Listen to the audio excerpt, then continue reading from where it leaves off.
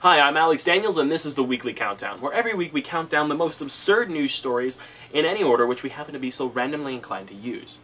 This week, we're going to be counting down in order of American interest level, as determined in a recent study by the organization Raccoon. Number 5 on this week's list is the least interesting of all, because it's based on British opinion. Today, the BBC announced the 50 most noted Americanisms, words or phrases that Americans have warped to the point of annoying British people. Among these phrases are two-time, 24/7, bangs, fanny pack, alphabetize, my bad, and you do the math. However, there's a few words on this list that caught my attention. For example, they have an issue with the phrase shopping carts. They would much rather prefer us say shopping trolley. They also would really prefer if we eliminated the word bi-weekly in place of the word fortnightly. And apparently, for whatever reason, they have an issue with the phrase train station. On top of that, they have issues with our pronunciation.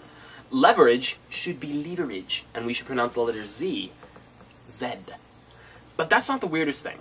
In fact, upon closer examination, some of the words that appear on the list look like they're made up by the British people. Contrary to British belief, we don't say words like winningest, deplane, and ridiculosity. But now think through this with me.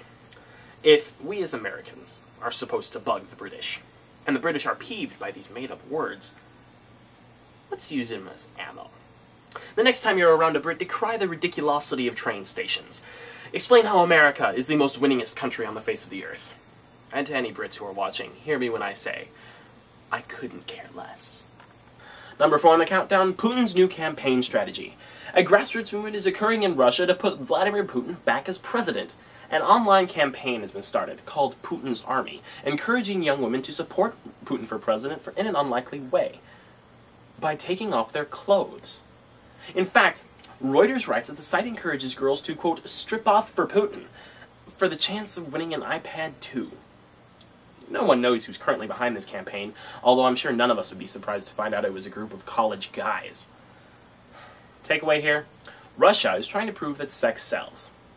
And it just may buy an election. Number 3 on our countdown, Germany. According to Reuters, fatter and fewer German nudists. Its numbers dwindle. Taylor, don't put the picture up! Okay then. Number 2 on this week's countdown, scientific studies. In a blow to basketball players everywhere, the University of Oxford announced that tall people are more likely to develop cancer. For every 4 inches above 5 feet, your odds of getting cancer actually go up by 16%. But you shouldn't be worried. As Cancer Research UK's Sarah Hyam said, quote, tall people need not be alarmed by these results. Most people are not a lot taller or shorter than average, and their height will only have a small effect on their individual cancer risk, end quote. Right. Most people are not a lot taller than average, unless they're, tall.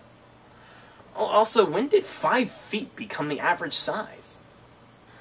But the most shocking thing isn't the study itself.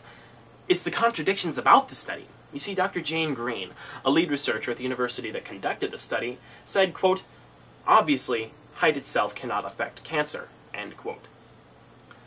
But wait, your study said that tall people are more likely to get cancer. But then you say no, they're not. Am I the only one confused here? Thankfully, Dr. Green later clarified, saying, quote, the point is, we don't know, end quote. Did it really take a study to prove that? The takeaway here, scientists can be idiots too. And the most interesting thing this week, the heat. As you may have noticed, it's absurdly hot outside. The vast majority of the United States has been hit by a massive heat wave, called a heat dome by the experts.